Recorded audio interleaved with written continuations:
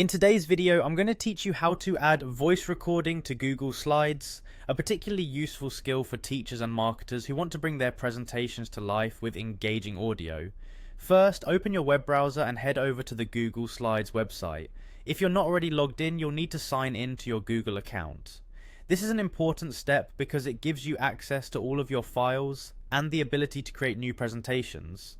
Once you're logged in, you'll find yourself on the Google Slides homepage. From here, you can see your existing presentations. For today's tutorial, start by creating a new one. Click on the blank presentation option, which is usually represented by a plus sign or a thumbnail labeled with blank. This will open a fresh canvas for you to work with.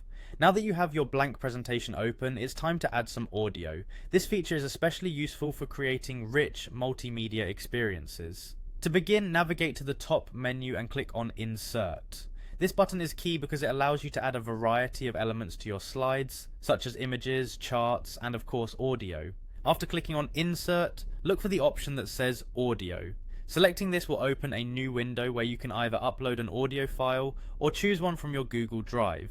If you haven't recorded your voice yet, you can use any audio recorder you're comfortable with. Remember to save your audio files to your Google Drive so that they will be easily accessible from this menu. Once you select your audio file, it will appear as a small icon on your slide. You can move this icon around and place it wherever you think it will be least distracting. You can also resize it if needed. It's all about balancing aesthetics with functionality. Now comes a very important part, testing the audio. Click on the audio icon on your slide and you'll see playback controls appear. Hit play and make sure everything sounds clear and right in sync with your narrative.